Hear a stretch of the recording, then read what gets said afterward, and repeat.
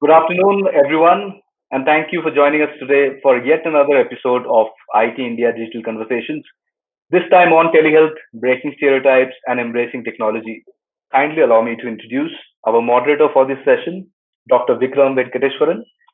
Dr. Vikram is a member of the IET Future Tech Panel's Healthcare Working Group.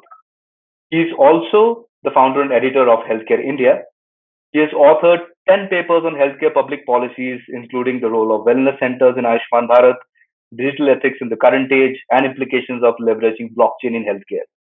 He also mentors and invests a lot of time in startups and healthcare consumer products and sectors. I will pass this on to you now, Vikram, to do the talking, and I'll go incognito for people to have a better view of the speakers. Thank you, Shoman. Thank you for the lovely introduction. And I always feel introductions are to add pressure to the speaker, right? So after a lovely introduction, the speaker is not able to live up to their expectation. That's all attributable to the additional pressure that the announcer puts on the speaker. But on that, happy note, very, very excited to be hosting this panel. And it's a great achievement that MCI guidelines came out on telehealth on 25th of March, which incidentally was my birthday this year, in the middle of the COVID crisis. And also, it came out uh, quite unexpectedly because this battle has been going on for a while.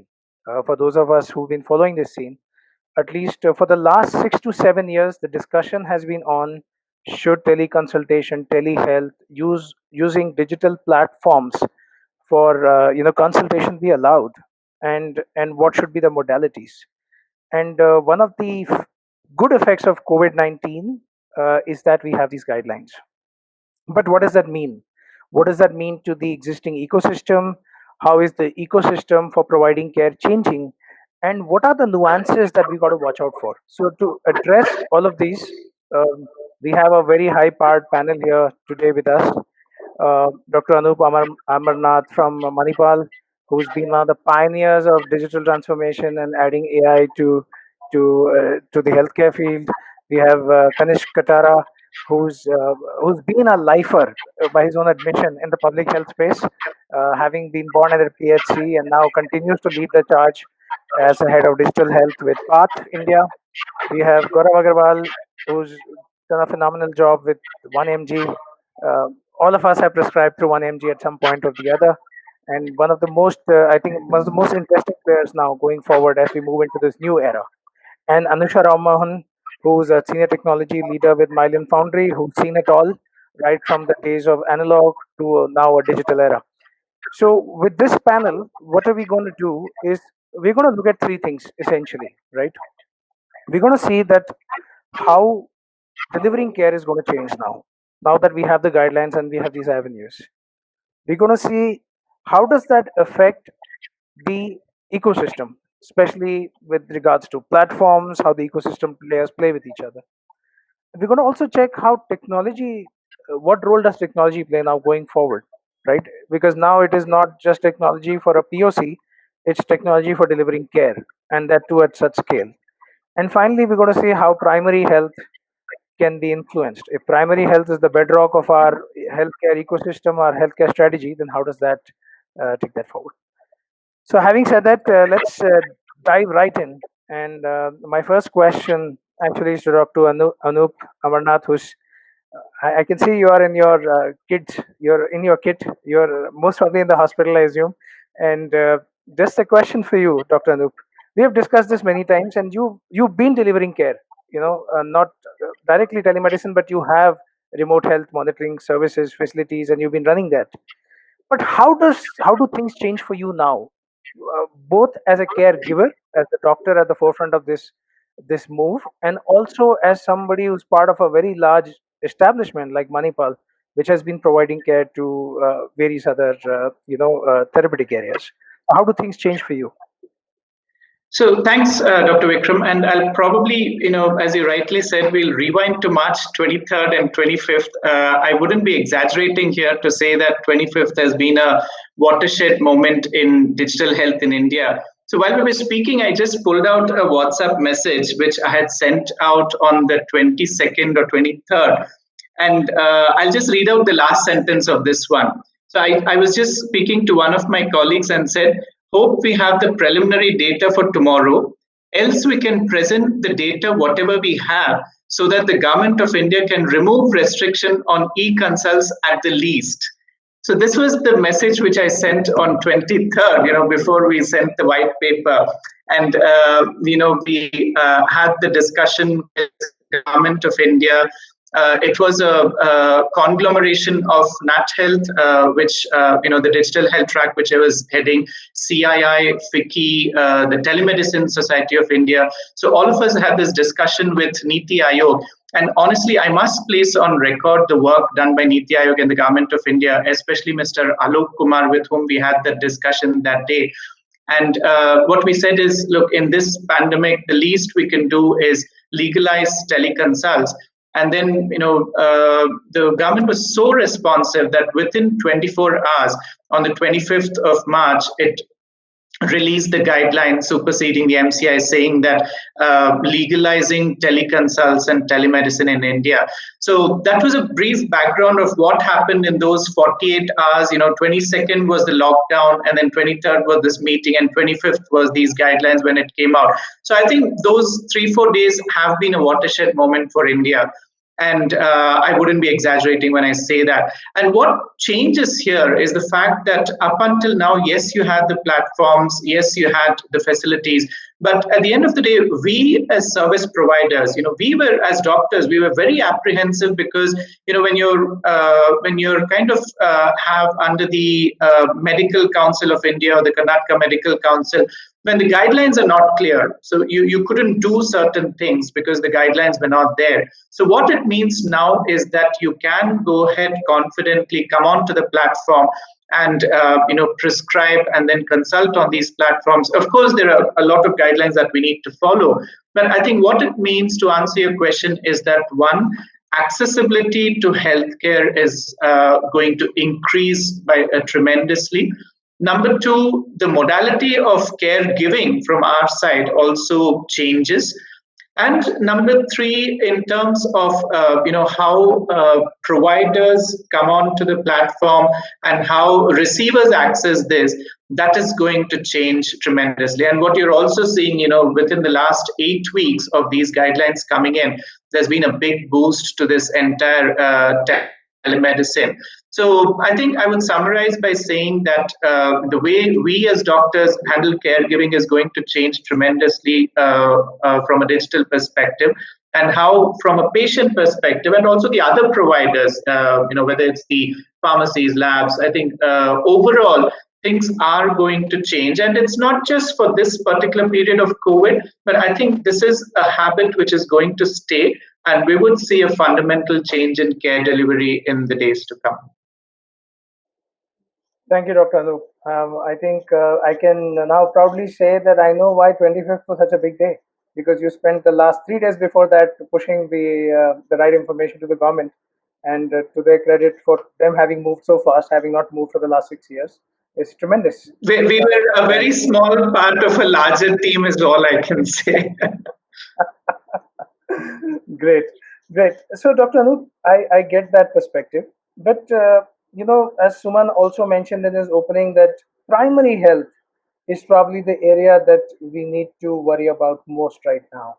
And we, while you deliver at a second, as a tertiary or a super specialization area, I just want to bring in Kanishka here, who's born in a PHC, probably only one here who was born in a PHC. And I know I was born in a proper hospital, which takes away the charm from a small setup like a PHC. So, Kanishka, when it comes to PHC, and you've been associated with PHCs, one personally as well as professionally, for a while now, how does that ecosystem change? Because it's not about diagnosis. This is prevention, right? Will telemedicine even create an impact? Are we stretching that boundaries too far to say, okay, now I have this, I have to use it everywhere? Or realistically, you think there is a model that can work with the primary health as well? Thanks, Dr. Vikram, and Anup. Again, great achievement, March 25th. Before I actually answer to your question, Vikram, what I would want to what I would like to start by saying is that it's my position is a very odd position. I lead the digital health portfolio for the Path India program, and we are heavily involved in the public health programs in India and at a global level also. But at an individual level, I am possibly the biggest critique of digital, as well as being the biggest supporter of digital. And possibly, what you alluded to, my birth and my upbringing at a PHC level adds a lot to it. In my personal view, and I'm trying to answer to your question now, digital or technology, has its own life journey. It has its own curve. A lot of times, digital or technology kind of deciphers how users have to behave or users have to adapt it.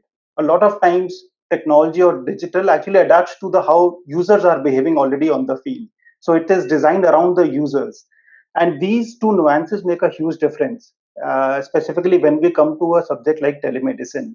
Because if telemedicine solutions or telemedicine interventions at the PHC level, and all of us know the challenges of a PHC, right from the availability of services, infrastructure, vacancies, manpower at the PHC level to the community engagement also.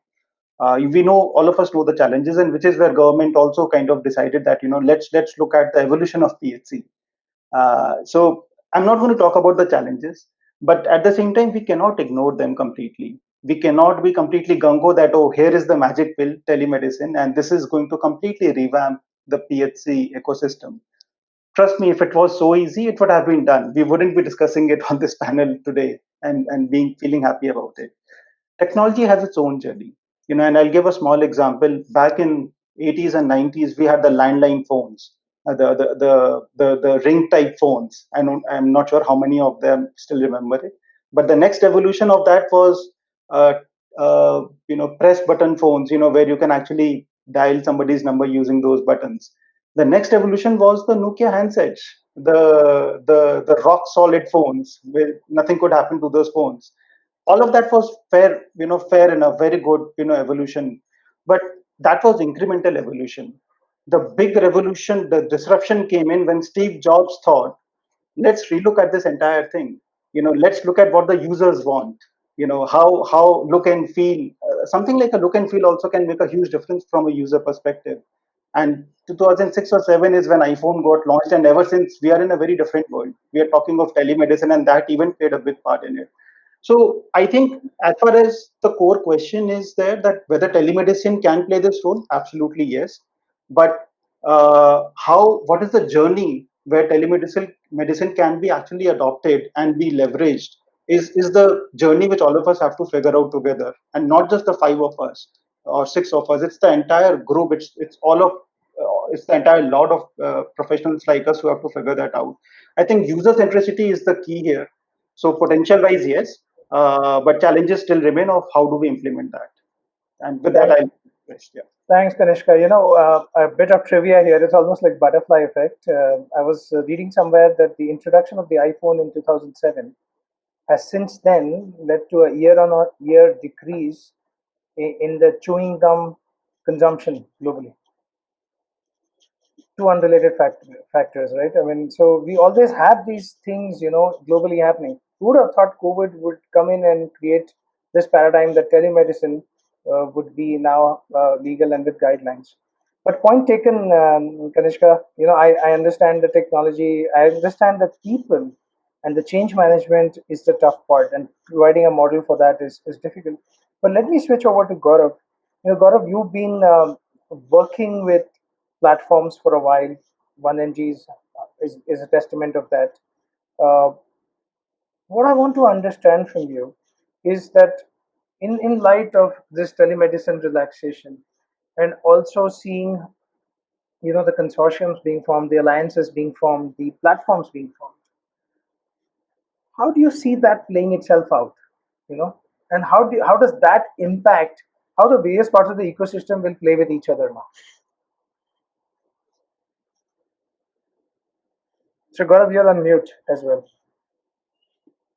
Hi, first of all, thank you for having me and actually giving a fairly tough question where I'm having to opine on how the platforms are going to play out. So, I don't really know. but I'll try to take a stab at it anyways. But in the meantime, I actually do absolutely agree with Dr. Anoop and Kanishk that they're absolutely right. Technology has a journey, and technology is not a silver bullet or a magic pill that today you turn on telemedicine and suddenly, voila, tomorrow your primary health problems are solved. But at the same time, it's actually a very, very powerful tool. And when we started 1mg, we felt that as a platform, healthcare as a platform makes sense.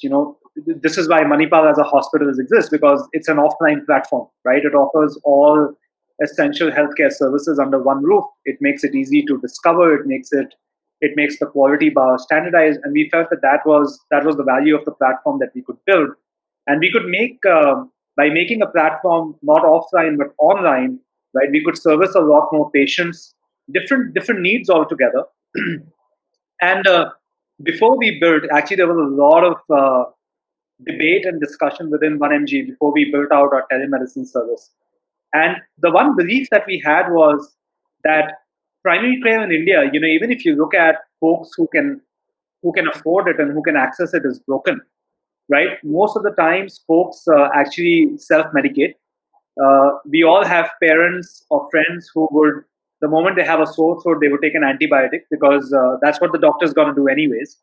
And it's funny, but it's true.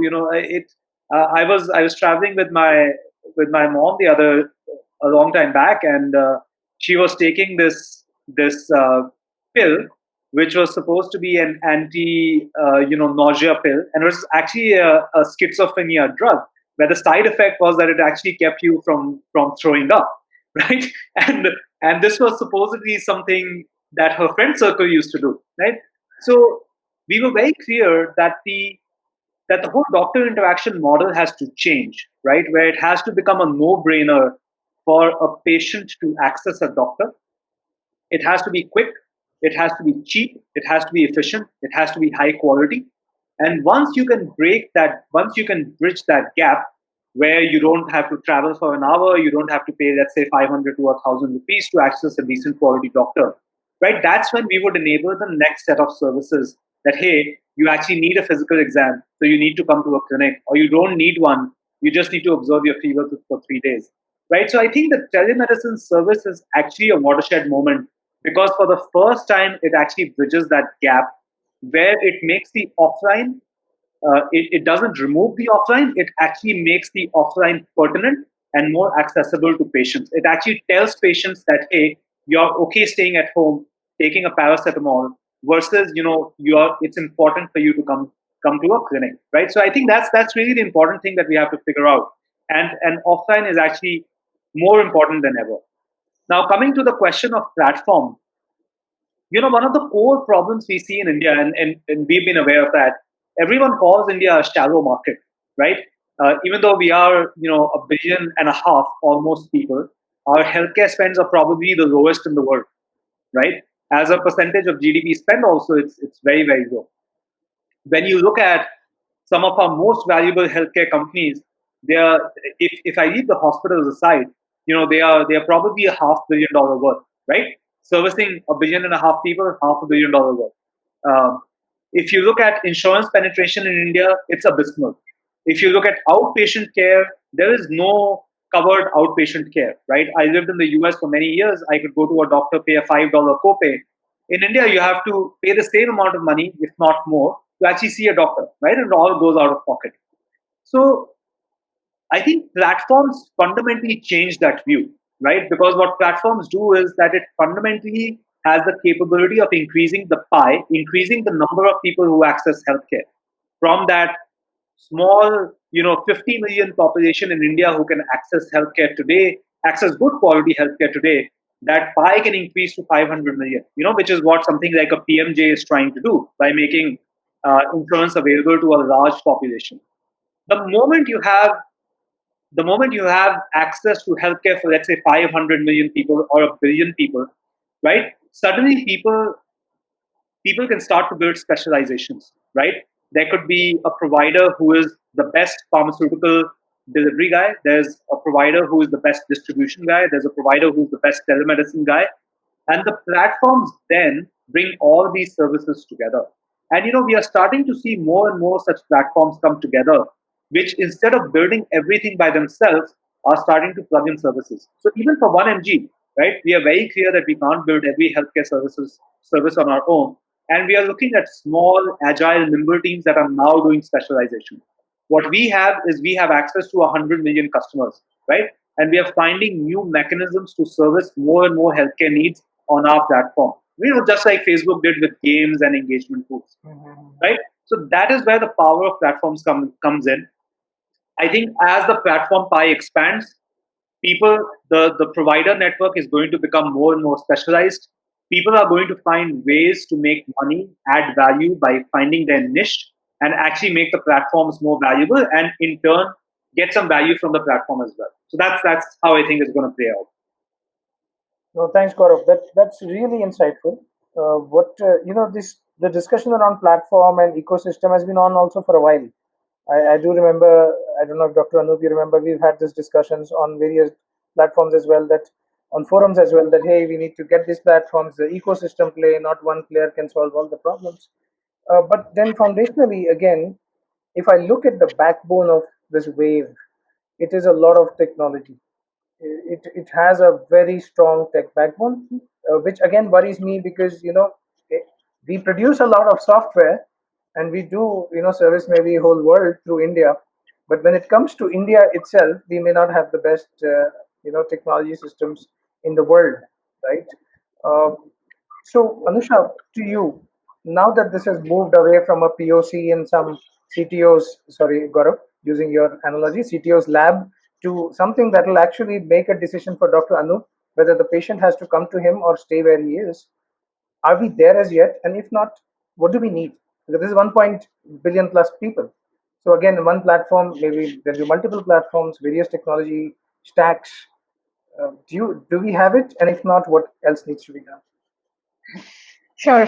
Thanks, Dr. Vikram. And by the way, thanks for that very kind introduction of yours. It took me back to my analog days. I have to say, one of the disadvantages of being the last speaker and having great speakers go before you is all the brilliant insights have already been shared. But I'll try my best to add some value here. So when I think about technology and telemedicine, they really go hand in hand. And you called it the backbone, and I think that's the right way of looking at it. In fact, I think the somewhat renewed interest in the recent times in telehealth is in part driven by an acknowledgement that there's been significant advances in telecommunication and digital technologies which have great relevance for telemedicine. I could talk about all the different technology advancements, but instead I'll focus on two specific challenges that I think are particularly significant for the Indian healthcare system. The one is a doctor-patient ratio. Um, in itself, I think it's we're not where we should be in terms of the number of doctors to the number of patients, but it's particularly skewed to lower numbers and lower ratios in rural healthcare settings. The obvious and pragmatic solution to this is how can we make doctors who are more abundant in urban settings more readily accessible for the rural populations. And the essential technology to do that already exists. There's video conferencing softwares, there's ways to in real time transmit not just video, but images, test results, text, data, voice, name it, and we can transmit it. But the bottleneck there, for particularly for India, is how do you do that with great fidelity and with the right quality under low bandwidth and unreliable networks? And I think that's probably one of the good outcomes of this COVID lockdown situation with people working from homes is there's a lot more resources and time that's being poured into exactly solving that challenge. Is how do we make this sort of telecommunication technology work under the most restrictive of bandwidth conditions? The second aspect to this is not only do you need to transmit data, you also need a medium to deliver that data. And that's where I think, Kanish talked about the phone revolution. And I think we're seeing another sort of revolution of sorts in the smartphone space. Not only are they becoming more powerful and with added functionality, they're also becoming more affordable and cheaper.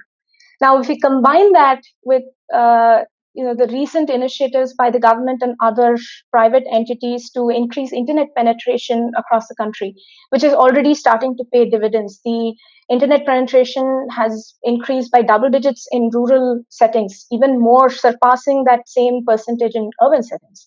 So we're seeing put all of those three elements together, and that becomes the building block in terms of technology for enabling telehealth in a sustainable manner. The second challenge that we have, particularly with primary healthcare centers, is not just inadequate access to medical practitioners, but also to essential healthcare equipment and trained technicians who can operate them. Um, while device manufacturers have been looking at this problem for years, how to make machines smaller, cheaper, more affordable, there's a more nascent field which I'm particularly very interested in. That's looking at not only how do you make them smaller, but how do you make expensive medical equipment simpler, reduce their complexity, maybe by replacing it with other proxy measurements or surrogate measurements, or with some of the recent improvements in sensor technology, can we combine that with a smart algorithm to kind of to kind of fill in the missing pieces? And I know the word AI gets thrown around a lot, like it's a magic wand that's going to solve everybody's problems. But I think in this particular case, it's a very it's, I think, the right application where the power of something like AI and machine learning, along with these smart devices, can provide healthcare providers with the right level and the right fidelity of information, allowing them to take quick and efficient decisions. I think particularly in applications like screening and triage, when you combine this with doctors having more patients than they can actually handle in a lot of these primary healthcare settings, there's a need for them to quickly prioritize where to focus and put time and pay attention. And that's where I think a lot of these, even though they're not fundamental to telemedicine, I think they're enabling technologies that can bring all of these components together. So if I kind of have to summarize, I think all of these elements that I talked about, the ability to transmit information, the ability to render that information, smart devices, and with this sort of AI thread that's running between all of these and connecting all of these pieces together, that I think is a technology ecosystem that's going to make telemedicine sustainable, not just in the short term, but I think there's reason to be hopeful and optimistic that it'll become almost an integral part of the healthcare setting in the future. Yeah, thanks, Anusha. And there's a reason why MS Dhoni used to come down the order. Okay. So that was very, very well played, very well played. But it creates another question for me, right? What you just told me, and I think in our enthusiasm about telemedicine, we forget that. So I would like to go back to the whole panel once more on one particular topic, starting with Dr. Anup again, who's opened very well so far. Dr. Anup, Anusha brings up an interesting point. I've been to PHCs where I see equipment still locked up because nobody knows how to use it. Less PHCs, more district hospitals. I've seen this. Expensive equipment bought, but nobody knows how to use it.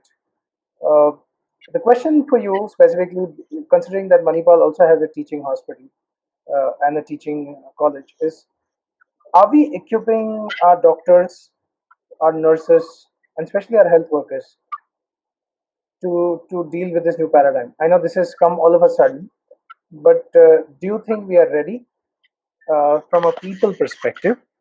And if not, then what is your recommendation? Because as long as Dr. Anup is fine with it, but none of his staff will support him, it's not going to work out for you. That's a wonderful question, Dr. Vikram.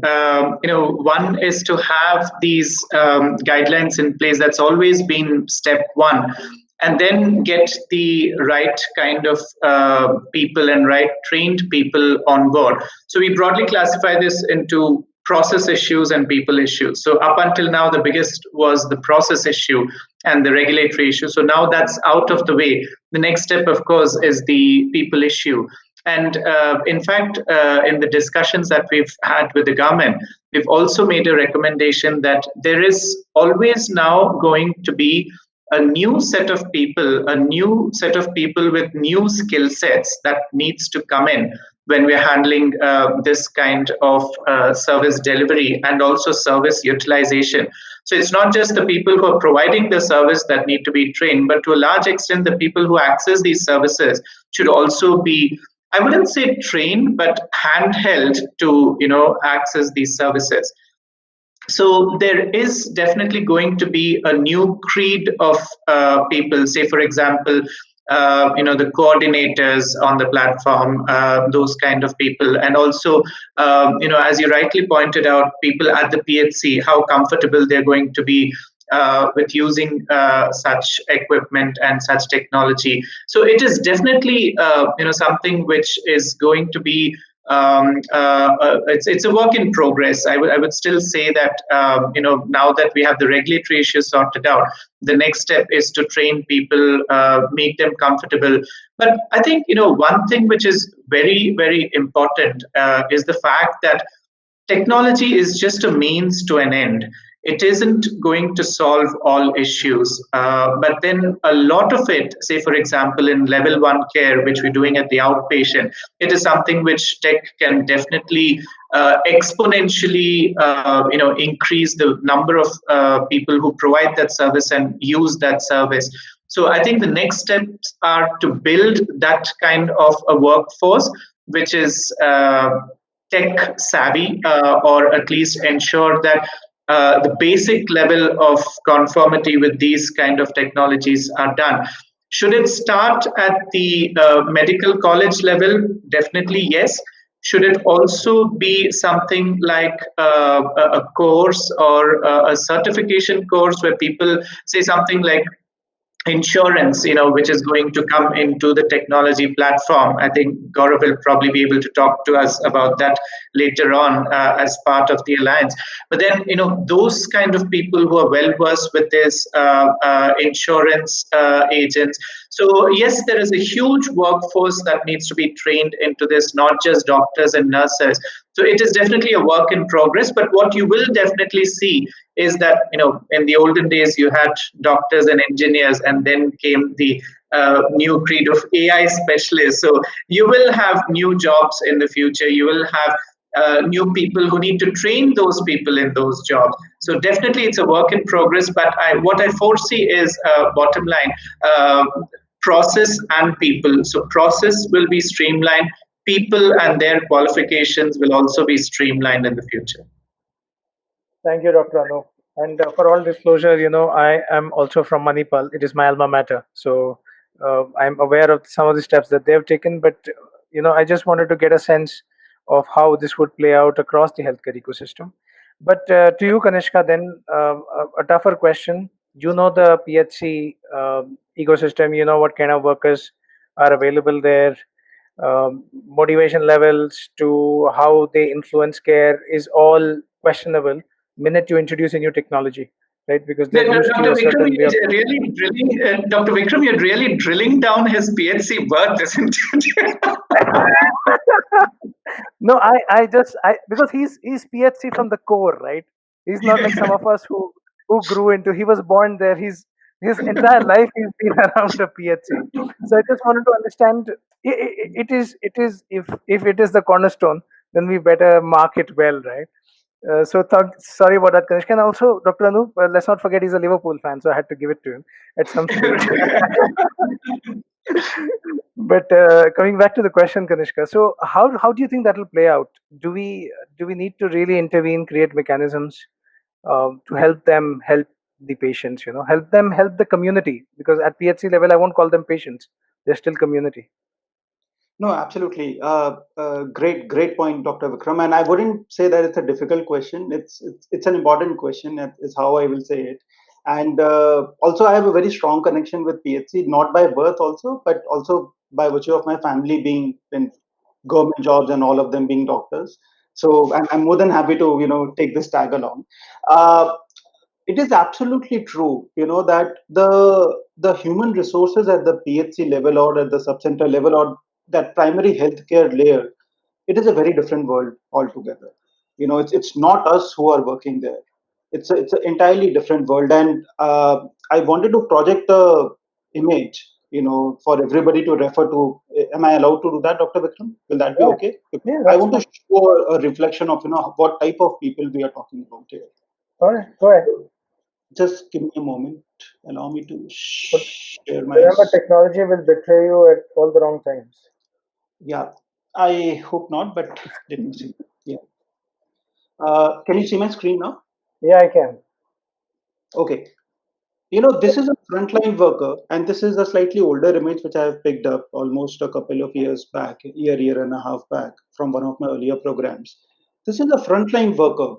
She has been in the service for the last 40 years or so, and she has been working on a paper mode, paper registers. It's only last year, sometime in July, when she actually was provided a smartphone with an application. It was a revolution for her. This lady hasn't handled a phone in her entire lifetime, and this is the cadre we are talking about. This Hmm. comprises of a majority of the primary health workforce. Hmm. People who don't understand technology by virtue of their job functions, by virtue of the time, by virtue of their age category, they have not had the requisite exposure, like the way all of us have done. So it's really important when we talk of telemedicine and digital interventions, we keep this phase in mind. We keep, how this is user is going to use telemedicine, because if this person is not able to use telemedicine, none of this is ever going to work. And all this revolution, all this digitalization, who all of us are so very, supportive of, is going to fall flat on its face. So I'm going to just switch back, uh, but that's the point, And I also come from a medical family, as I mentioned. You talk to my father, very senior person, retired from, excellent experience in healthcare, but you ask him to prepare his own CV, or use an Excel sheet to compile data. He used to lead the Pulse Polio program in multiple districts, and he would be at a loss. So I think I also agree completely with Dr. Anu. I think at see, as engineers, I am an engineer. As engineers, digital got adopted as part of my education way earlier. But I think in the medical education, that assimilation or that interjection is yet to happen the way other streams have adopted it. So that's one. But at the same time, we cannot ignore the existing ecosystem. We need to design solutions which people like this lady can use. So the solution has to, and remember, I'll go back to the Facebook platform example which Gaurav mentioned. Why is Facebook so successful? Why is LinkedIn so successful, or even a WhatsApp? Because these systems have been designed in such an intuitive manner that anybody, whether literate, illiterate, digital learning or not, people are able to adopt and use it. If we can think of public health digital solutions in a manner the way Facebook or LinkedIn or systems like these came up, instead of a data extraction system, and that's the term I try and use to educate my own team. Instead of a data extraction system, these should be data emitters, which inform the users that this is the action you need to take, this is what you need to focus upon. The moment we are able to convert our digital solutions in public health specifically to this layer, I think the adoption will be very, very fast, and that is the revolution we are talking about.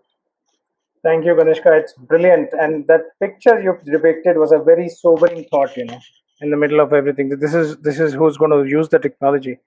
And that, in all honesty and transparency, I did not know how to use a computer. I had to ask my best friend who was working at CL those days to come and teach me how to use a computer. And that was way beyond, my college days. Uh, so over to you, Gaurav. I think Kanishka has, probably set up the tone. It's a very sobering thought. I don't know if you felt that way. Looking at that frontline worker, and this is your forefront. This is leading your fight against any kind of disease in India. But as these platforms emerge, like as one MG emerges, or even the platforms that you associate with yourself emerge, are you giving any thought to training? How can you train the common people to use? How can you ask the doctors themselves need to unlearn and relearn a lot of things. So how you go? And Dr. Anoop, please, I did not mean that to doctors like you, but vast majority of our colleagues still struggle with basic stuff. No, what I always say is that the biggest impediment to implementing technology in healthcare are doctors. So I stand guilty as well. Dr. Vikram, before Gaurav responds, can I just chime in with one more thought? Yeah. Uh, I mean, if you take my view, I think this is the exact point where we make a mistake when we say how do we train these workers or people, the image which we just saw. I don't think it is about training anymore. It is about teaching a completely new mechanism, a new skill set of this is how you earn your living now. Till the time we get on that thought, training is something, you want to train me how to use a Microsoft Word. I am an engineer, fair enough. But if you ask me, oh, you have to learn how to drive a train, which but incidentally I know, but just taking an example, how complicated it will be. So that is a completely new thing you are going to teach me so that I earn my livelihood. And I think that's the thought process we need to keep in mind. Sorry, over to you, Gaurav. No, excellent. What do you want to call it? I'm with you. I'm with you. It's not training, so what do I call it? I think Transformation. it is learning a completely new skill set. Meaning, it's a life skill. It's Learning a new life skill. yeah. Okay, then let me rephrase my question because I agree. I'm totally in agreement with you. Right. So, Gaurav, this is about learning a new life skill. What can you? What is your perspective on it? Man, I don't know why the second down. So I know you have a great opener. I think you have a great first down. And then all of the bizarre questions and on the second down. It's crazy. So no, look, it's actually the picture was actually very sobering, and um, I think one of the I'm an engineer by training. I think sometimes I feel that maybe I should have continued to study biology. I was pretty good at it. I was just not thrilled about cutting up anyone, and so it was a convenient decision for me. But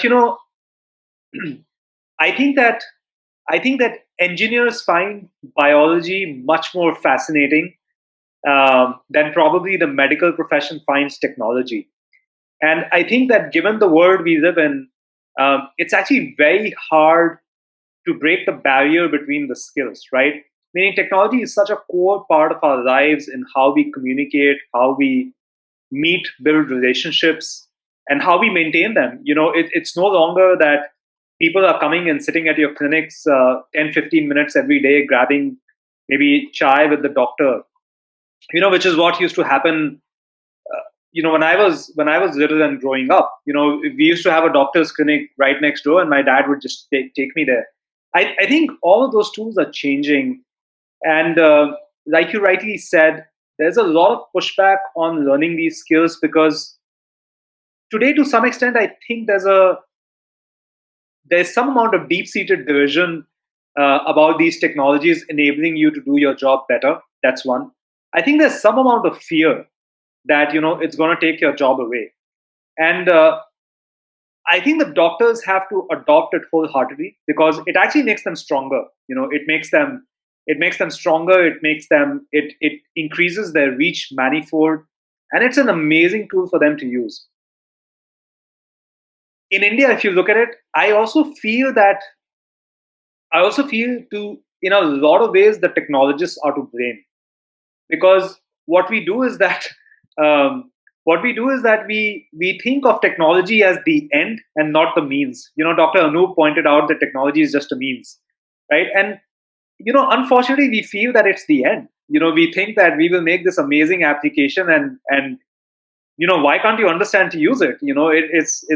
It's like sliced bread, and I'm sure Anusha can add more to that point as well. And somewhere along the way, we just lose perspective on who's the recipient, what challenges they face. If you look at, I feel the whole, PHR revolution in India that was driven by this, US EMR industry, frankly, was misplaced. In the US, I think it made a lot of sense. Doctors had time. They had 15, 20 minutes to deal with the patient and then another 15 minutes to take notes. They could speak into something. They had a back office in India where people would transcribe it, and they got everything for free. And pushing an EMR system in India was just silly. You walk into a doctor's clinic and the doctor doesn't have time to breathe, let alone typing on a computer while he's seeing a patient. Thankfully, anyone who tried to push EMR is pretty much, relegated to the dustbin at this point. And I think that as technology is mature, we are seeing new approaches come in. We are seeing voice-led approaches come in. We are seeing, these smart pens come in where you can just keep your behavior intact. So the power of technology is when technologists like us realize that we have to build solutions that don't require behavior change, but actually fit in seamlessly with what a doctor is doing and understand that what he's doing, he's already under a lot of pressure. So I think to some extent, I'm just stating an aphorism, which is that we have to meet in the middle. Technologists have to understand who their constituents are and what technologies work for them. The doctors have to understand that technology fundamentally improves their lives, and somewhere in the middle, somewhere in a few years, we will find better solutions to work on these things. I love that. And for a person who's not liking the odd questions, you are fending them off very well, Gaurav. It's almost like you were built for this role,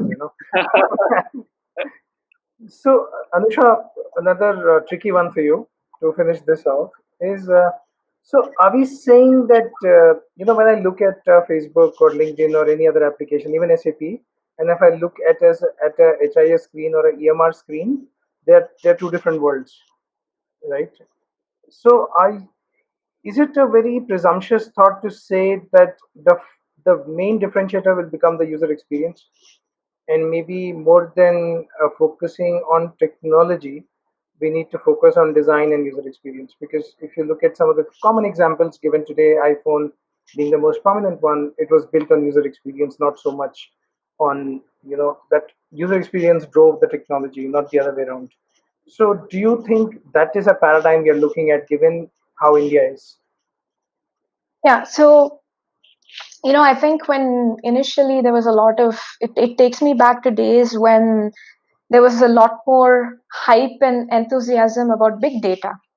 And very quickly people realized the same thing, and across industries, across applications, that uh, data is only limited to what a user can take value away from it.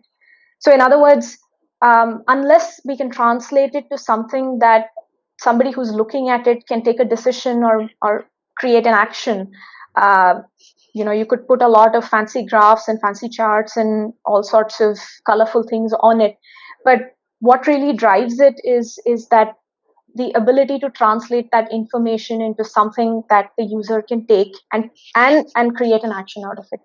So I think that recognition that user experience is just as important, if not more important, than all the underlying technologies, and specifically, I think, related to all of the adoption discussions that we've had previously. I think it's there in several other industries, and I think it's just as relevant for telemedicine as well.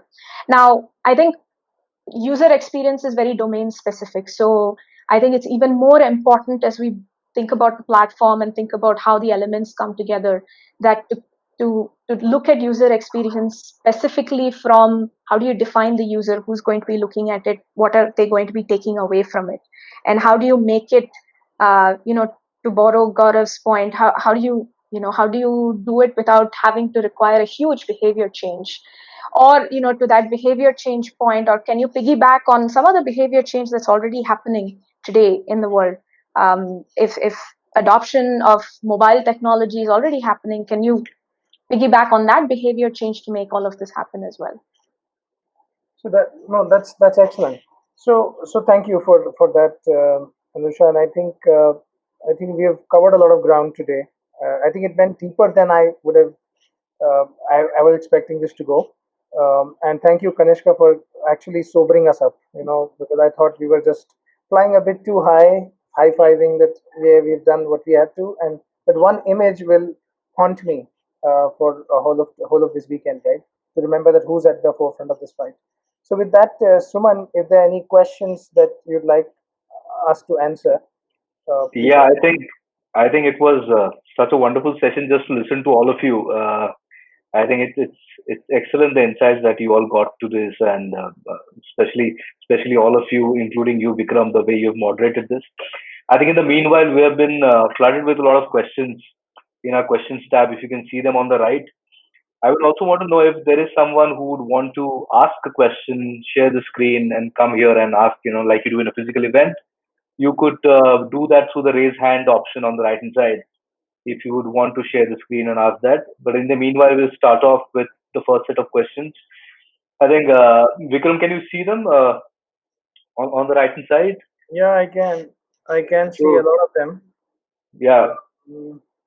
So I'm going to ignore a few of the ones that I think we've answered. Somebody asked that telemedicine has not taken off. That was very clear. It couldn't have. There was a Madras High Court ruling against it. Um, okay, now this is an interesting one. This comes from Milind DP. And he's asked, I think this should be ideally addressed to Kanishka, whether there's any tele-engagement, post this, telemedicine engagement models. Sorry? just post this question. We'll take the raise a hand request. I think Ajit Chenvi from Philips has raised the hand. So after this, we'll take that request. Okay.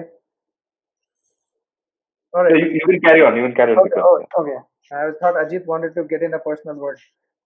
But are there any telemedicine engagement models adopted at the PHCs? Bottom line, so far.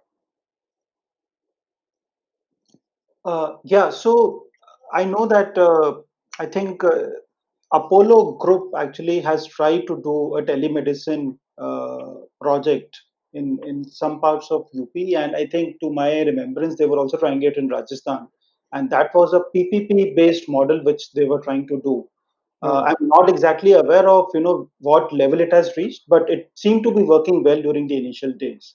So it's not that it has not worked. There was something which Apollo was trying to do with the government of UP. Okay, excellent. The other question is, do you want to get Ajit in now, or do you want me to continue? No, I think we can get Ajit in now because he's raised Okay. a hand. Then we can Right. continue. Yeah. All right. Brilliant. Hello, Ajit, can you see us? Hear us? I can see you. I can see you. Can you hear me? Yes, we can. Loud and clear, Ajit. How are you? I'm fine. I'm fine, Vikram. And it's always heartening to listen to the panel discussions that you moderate. And I've been in. I had that pleasure of listening to Dr. Anup and Kanish before also. And it's a dream come true, because we have been showing this in our IoT congresses, the telehealth for so many years. So it's a dream come true that finally it is there. My question was more towards the preventive healthcare, right? So while we try to say it's more of telemedicine, but I would like to also focus on telehealth, and really keeping people out of the healthcare facilities is also one of the aims. So how do you think that's going to get enabled, especially with the security and privacy considerations that we see with this kind of interventions? Excellent. I can answer you, but I think you already know my views, so why not we put it to the panel? Any opinions on Ajit's question? How about you, Anusha? You want to take a stab at it? How do we go for telehealth, keeping people out of Dr. Anoop's hospital? and Yeah. what about privacy and security concerns? So I'm gonna give my I'm gonna put my Anusha lens on it, give my answer to this. It's a topic that's that's very close to my heart. A lot of work that I've done in my professional capacity, as well as something that I take personal interest in, is this just the moving away, the shift away from looking at medicine as just a way to cure people, and to move that away from preventing diseases from even happening or intervening before they happen. There's a lot of technologies that are, and a lot of people focused on answering those questions. Not specifically in the context of telehealth or telemedicine, but enabling technology that will get there eventually. There's two pieces to that, I think. One is a lot of predictive technology that's coming into focus right now. Some of it driven by genetics, some of it driven by a lot of measurements and sensors technology that have improved to detect changes at cellular level, for example, even before they progress into a disease. I can't stress this point enough, but a lot of the preventive medicine space is also the same space where data analytics and AI has a huge role to play, because a lot of it we don't understand the science completely. There's a lot of different factors that come into play, especially when you go into predictive into the predictive mode. So I think the only way to approach it and solve this in a meaningful manner and a sustainable manner is to combine the power of data and our understanding of how the human body works, obviously, and provide something that's rooted in something, rooted in biology and physics. So that's, it's a topic very close to my heart. So I do think there is, we should be paying a lot more attention to preventive health. Excellent. Thank you, Nusha. And Ajit, thank you for the wonderful question. Thank you, Ajit. Thank you. There are a couple of more questions that have come. Some of them are pretty, it's again a repeat of some of the things we've discussed. A few interesting thoughts. Any examples of private hospital doing more PPP for strengthening primary care? I think Dr. Anup, you are the best person to answer this. I think of late, more than primary care, what we've been doing is a very good example of PPP, where the government of Karnataka reached out to us about 6 to 7 weeks back, because there were certain districts in Karnataka where we were seeing a high number of COVID cases. So what we did was we took over about 6 districts initially, sitting here in Bangalore using the platform technology, and thereafter it moved to about 15 districts is what we cover now. So what we do is, as a part of the PPP model, is there are certain hospitals where these cases get admitted, and then we do something called as the Karnataka e-rounds. So 1 hour in the morning and 1 hour in the evening, our doctors discuss with the doctors at the district hospitals, and the entire case is presented to us, right from the vital parameters, the investigation reports, the medications, and beforehand we provide the standard management guidelines. And between April 17th or 18th, when we started this, up until now, we've evaluated more than 2,000 patients so far. And if you see the recovery rates from COVID, I think Karnataka has one of the best recovery rates as well. So I think that's a very good example of PPP between the government of Karnataka and our hospital. And I think this is something which should definitely go beyond the present pandemic. And I truly believe that PPP, not just at the time of pandemic or crisis, but even in the normal circumstances, that should be the way forward. Thank you, Dr. Anup. I think that is a fantastic way to probably end the session. We are over an hour. Suman, do we have leeway to take one or two more questions, or do we have a hard stop now? You're on mute, Suman. So it can happen to the best of us. The mute problem. So no, we have 25 minutes more to go. So it's still 3:30. So we have plenty of time to. Yeah. Oh, excellent. Okay. Then another question for you, Kanishka. This is an interesting question. Instead of the mobile phone or the computer, can we use a television screen at the PHC level? Because given the area, maybe television will have a greater acceptance. That's a very interesting thought. And if my digital voice speaks to answer this question, I'll say a yes immediately. That yes, being a bigger screen and whatnot, it should be more convenient for the users to actually use it. And so answer is a yes for sure. But when it comes to availability, and also I think we should also remember that in a public health ecosystem, the sustainability and the maintenance are very, very important points. They could also be one of the make or break difference between something running successfully being adopted or not, which is where we see mobiles playing that differentiating role. That even if And the way we are as a country, we have a very strong ecosystem in electronics now, thanks to some of the policy work which government did 10 years back.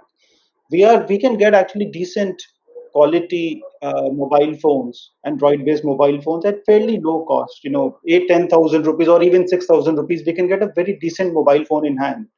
But if you go to a television, even if government has to procure it, imagine the quantum of the money, the size of the tender and all of that to actually cover all the PHCs and the sub-centers. So we also need to be innovative as to how quickly we can, roll it out, how quickly we can make it sustainable, so that the system does not become a problem, does not be, the solution should not become a bottleneck to itself. That's where I'll stop. Conceptually, yes, it can be done, but when it comes to practical realities of how public health functions in India, it's a slightly different view. No, I agree with you. The tendering process itself can be very troublesome in such cases. So there's another question about we always talk that it has to be a cohesive ecosystem. All players should play with each other. But somebody has just asked that who will take the first step, right? Who is gonna blink first? So can I put that question to Gaurav, because you have the patient for attracting the odd ones. Yeah, I saw that question. Um, Look, it's a tough one. I don't know, and I think that a lot of this. See, ecosystems are always cooperative and competitive, right? You look at any ecosystem, even in the US, right, where you have large players like a Facebook, Amazon, Google, etc. They are alternatively competitive and cooperative. So, to give you an example, I have a television which has a Fire Stick plugged in, and I don't know if you guys remember, there was a controversy where Amazon stopped selling Google products, and Google removed the YouTube application from the Fire Stick TV or something like that. Some stuff like that, right? So I think the platforms and the cohesion in the platform comes when every player has a distinct advantage, and heft. Today, I don't think any. Today, I don't think most players in India actually have that heft, right? And everyone, we are still in early stages of platform building where everyone is building their capability set, competing on becoming the leaders in their space, and it's not clear who's winning what, right? And as a result, you're still seeing more competitive non-trust, because people think that if there's cohesion, they will get disrupted, versus having the confidence that, look, I'm so big that I'm not going to, like today, Manipal has that confidence. They're like, look, I'm here. I have this massive, 2 million patients walking to my hospital every year, maybe even more. So, screw with you, and I'm going to bring a special set of services which cannot be replaced, frankly, right? And I think that's what you need for cohesion. It's going to happen. Um, there are platforms coming around. I cannot talk about them. Dr. Vikram, we spoke about those, in a prep call. But it's happening. We are seeing those happen, and it's a matter of time. Right. Yeah, there was a follow-up question specifically to you, Gaurav, which I'm not going to take because it's more about how different players can come together, build a platform. I think that is already happening, and when your guys are ready, everybody can When hear we talk about, Swasth is that platform that is getting built out, right? And it has the singular goal, because we feel that all the players can come together and provide a very, very strong response to COVID care in the country. Dr. Anoop's organization is a core part of it. We have significant support from all aspects of the ecosystem, like diagnostics, hospitals, online providers, offline providers, IT systems that enable healthcare. So that's really amazing, and that probably is the first step of a platform coming together. Excellent. And the rest they can read it in the news, right? I'm sure it'll make the news. Absolutely, at some point, yeah. When you're ready to release more. So the other question, which is a very interesting one, and I think I'd like to position it to Dr. Anoop first, is around the trust factor that comes in telemedicine, right? Right now, I, at least my practice days, I had never consulted online. We didn't even have internet that time. I used to see my patients, and I know my patients. But right now, the patient doesn't know the doctor doesn't know the patient beyond what is being presented. So how do we build that trust factor in this environment? I think that's a very important thing because doctor-patient relationship is on confidentiality and trust. So in this, there are two components that would come in, Dr. Vikram. One is about the platform where we are consulting. So there have to be mechanisms where the doctor, the authenticity of the doctor, whether it's the qualification or the registration, those are things which have to be vetted. Like when you come into a hospital, you know for sure that the doctors who are working in that hospital would have been vetted in terms of their qualification, their registration, and things like that before they are allowed to work in that particular hospital. So the same thing needs to be done with the digital consults as well. So you can't just use a WhatsApp where you call up a doctor. You may or the person at the other end may or may not be the person whom you think is at the other end. So I think there has to be this validation which needs to happen, number one. And number two, if you see the guidelines as well about who you can consult and what you can do on the platform, they're very clear. In terms of a first kind of assessment of a patient, there are certain guidelines that come into the picture of what you can do and cannot do for a patient whom you've never seen in person before. And then there's another set of guidelines which come into play with regards to your follow-up cases and follow-up patients. So I think both in terms of validation on platforms, as well as what the doctor himself can do and cannot do for which type of patient.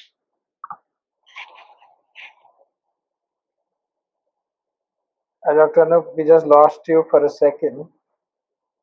Yeah, I think we lost Those we guidelines are lost him very for a. clear as of now. But having said that, evolve over time.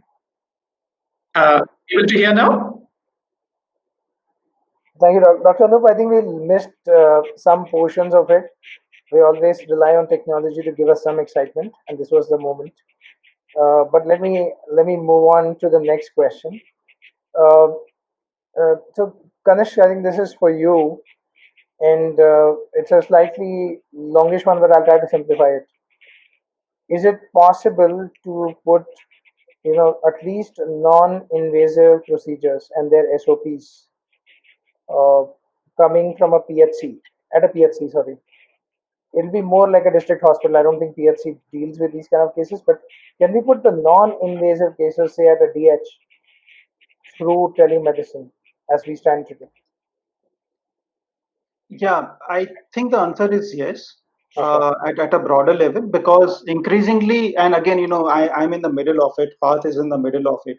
We are actually working with a very strong innovation ecosystem in India.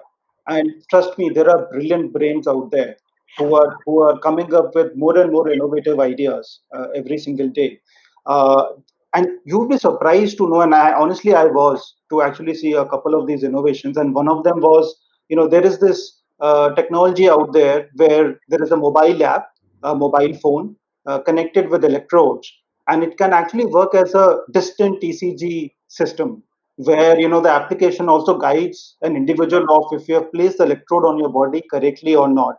And once the electrode has been placed at the right place, it can actually take your ECG readings, and through internet can transmit it, to a central place where a specialist is sitting, reading, looking at your readings, and can accordingly guide the health worker that, this is what you do, this is what you not do with the patient, or even to the patient directly. What you will be surprised to know is, and I'm referring to more to myself more. I was surprised to know that this is already in a live pilot in Delhi. In fact, AIMS is carrying out. It has been deployed with AIMS as part of the remote mobile units for ECG emergencies. So those mobile units have this mobile device and the system available. I think increasingly, and this is my personal view, the next reform which is going to happen, and which is where telemedicine has to very closely tie up together with this innovation layer which is coming up, is bringing diagnostics at the PHC or the subcenter level. Hmm. And in Path, we have been working very closely with a lot of partners, and also with a couple of government agencies to reimagine the PHC space. Government is very, very focused on coming up with SWC and how should an SWC look like going forward. The plan is to have SWCs across the country by 2022. So we are working very closely with a lot of these stakeholders and agencies to actually reimagine that entire PHC, or make it a modern PHC, or the SWC thing. So diagnostics is going to play a big part here, and which alone, again, remember, telemedicine alone will not survive, will not be successful or as impactful as it can be. Similarly, diagnostics alone will not work. What if I have taken a reading? If I don't translate that so that it becomes available in the electronic health records of an individual, it still stays as a standalone unit. So we have to intersect the two, we have to bring them together while keeping the users in mind. Excellent. It's a longer into a shorter question. No, I understand. No, I'm with you totally. Because, see, I think what I see is the building blocks are there, but a lot of blocks need to be added. So, one interesting question that has come up in two forms, and I thought, okay, let's take the let's address the elephant in the room, right? What role does insurance have to play here? Because I Dr. Anup raised his hand.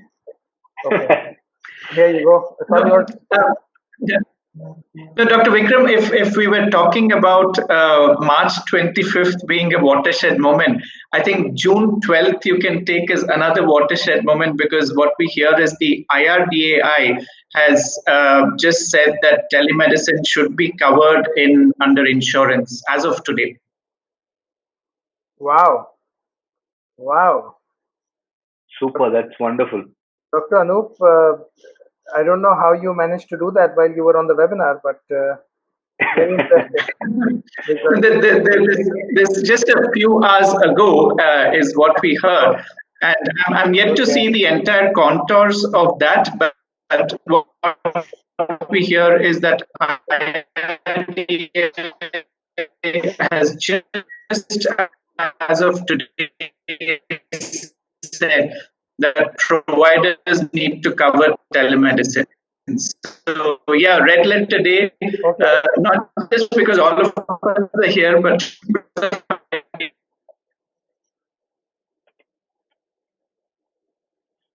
Dr. Anup, we are losing your voice. Maybe you can turn the video off. Probably that will give you a better audio. But I think whatever we could hear from what he said was amazing. So you heard it here, then, no? So this is we didn't we picked Yeah. the date. We picked the date knowing that IRDAI will wake up today. But it's good to hear that. But apart from that, Dr. Anup, that is more on the, say, if I want to get insured or get paid for teleconsults. But what about the role of insurance in the ecosystem? Gaurav did bring it up that insurance is abysmally low. And I think it's depending on which figures you believe, it's somewhere between 7 to 10%. If you count all the schemes together, I'm not counting Ayushman Bharat as yet, but all the other private schemes and the DGHS and CGHS and the defense schemes, you are at best getting to over 12%. So the question is, what role does insurance play here? Gaurav, if we can start with you, from this finding today. If I remove insurance, meaning I think in an ecosystem like India, any payer, right, any large scale payer plays a very, very important role, right? And due to lack of any better term, you can consider insurance to be that large payer, right? So if you look at what PMJ is doing, it is fundamentally changing the contours of healthcare in India, right? By ensuring what 500 million people, 100 million families or so, and making hospitalization possible. They shared this number that they've already paid for 10 million, I believe 10 million patients or 20 million patients already, right? So extremely critical for a variety of reasons, right? One is that it removes the friction of a patient accessing healthcare services. So it keeps patients away from hospitals. For that, sorry, there's some echo.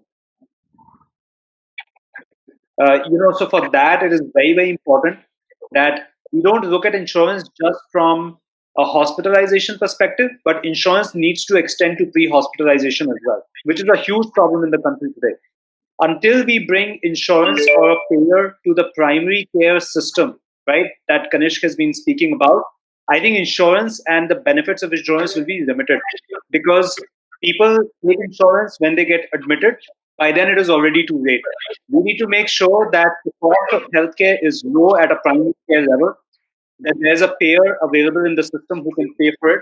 And the moment you do that, it makes India as a country healthier. It makes the businesses healthier because you can now meet, provide services to a patient that are actually very, very valuable. And overall, it improves the innovation, etc., in the ecosystem as well. So, extremely important for insurance. There's, of course, a lot of challenges. That's probably a webinar all by itself. Uh, for insurance to come in outpatient, for instance, there's really no network in the country which is trustworthy, verified, reliable. There's huge amounts of fraud. There's lack of any digital infrastructure for report validation or billing, etc. Right. So all of these problems will need to be solved before insurance can probably penetrate. But we are starting to take steps. Excellent. That's very, very good. Good to hear that.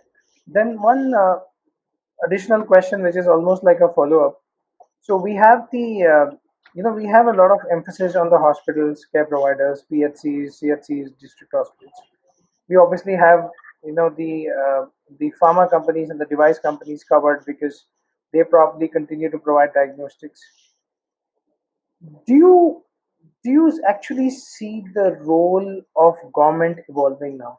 Government till today has been the largest provider of care, continues to be the largest provider. Um, whatever the quality, if there's no government, there's no care in lot parts of India. Do you see the role of the government changing going forward? I'll tell you why I asked this. Why I asked this because anybody who's practiced medicine would know that the doctors are busy in certain parts of the day. Telemedicine gives me an opportunity to kind of balance that load out, if I may, right? Because I can probably consult in the morning, consult in the afternoon, consult in the evening. I would expect a lot of private doctors picking up the teleconsultation road of even the rural areas. Then what is the role of the government going forward? Does it change or does it remain the same? This is for anybody. I know it's a tough one. I just made this up because of all the discussion we had so far. I can maybe take one, and then I would love to hear from Kanishk how he thinks about it. This is actually, it's not just tough; it's also very controversial because there are two sort of camps, right? One is that nobody should ever make any money on healthcare, right? And it's the same controversy that we get into education. Um, and the second is, that if you enable private providers, then everyone does better, and there should be some way to cap the profits. But people should be allowed to make money.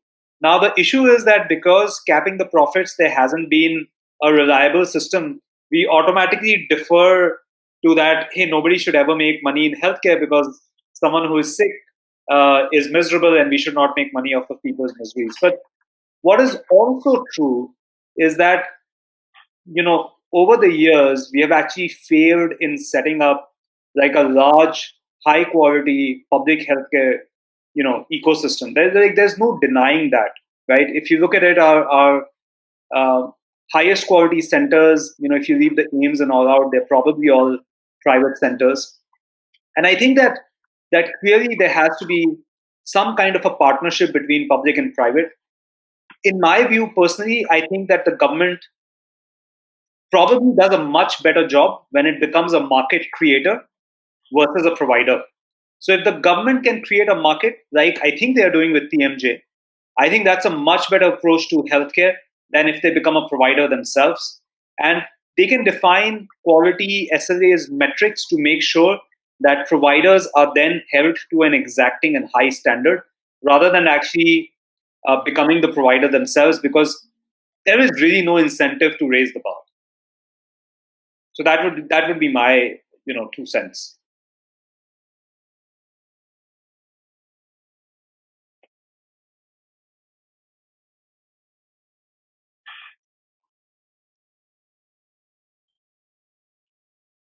Sorry, Vikram, can I jump Okay, in? no, I couldn't more agree with you. Absolutely, this question is made for you. Wow. So I I will more or less completely agree with what Gaurav said. Uh, I think it has to be a conflection of both government and private. There is no way that only look. Okay. Let me take a step back. India. How do we know India? When we try and explain India in a lot of literature, in a lot of when we try and introduce India, we always say the Indian subcontinent. In the news articles, in the media reports, we say the Indian subcontinent, and by a subcontinent, we are almost as big as a continent in itself. 37 states, a billion plus people. I was doing a comparison with the European Union, and we are far bigger than a European Union with 37, federal provinces working together, cooperative federalism, and all of that. I don't think there is one single solution which fits all the size. It has to be a localized solution. And given the scale which India has alone, I don't think private or government alone can do it. It has to be a combination of the two, and we cannot deny the role of government here. Howsoever we may criticize the government for the failures or for the gap in infrastructure, for the gap in services at the primary healthcare level, the fact is that no private operator, despite that gap, has been able to fulfill it. Uh, at the same time, it is also true that 60-70% of the population actually goes to a private setup to take their health consultation, to take their health services. The challenge is, how do we ensure that more and more of such people, specifically in the rural segments, specifically in these segments where they cannot afford coming to a high end hospital or a high end healthcare facility, connect back to these primary healthcare centers. uh, the population is very big. No single player can cater to it single-handedly. The one of the best solutions which has emerged is exactly what Gaurav said, the PMJY kind of a model where government is providing the enabling environment, the framework, and the private entities pitching in to provide those exact solutions. I think that's the way forward, and increasingly we are seeing that getting adopted across different sectors. Whether you talk of highways, whether you talk of bridges. So I think increasingly that is the trend we are moving in. Okay, so if I heard you right, and I also see we're almost out of time, is that while government can continue to enable, you agree with Gaurav that government providing that service is slightly a long shot, and that is how the role of the government will evolve more to an enabler, keeper of standards, a keeper of quality, keeping people accountable to providing these services, rather than getting into delivering the services themselves, which is a model that has not worked anyway so far. All right, excellent. So thank you all for the wonderful session. I think we had a very deep discussion. Thank you all. Have a great weekend. Do take care of yourselves and have a great weekend again. Thanks. Thank you. Thank Thank you. you. Bye-bye.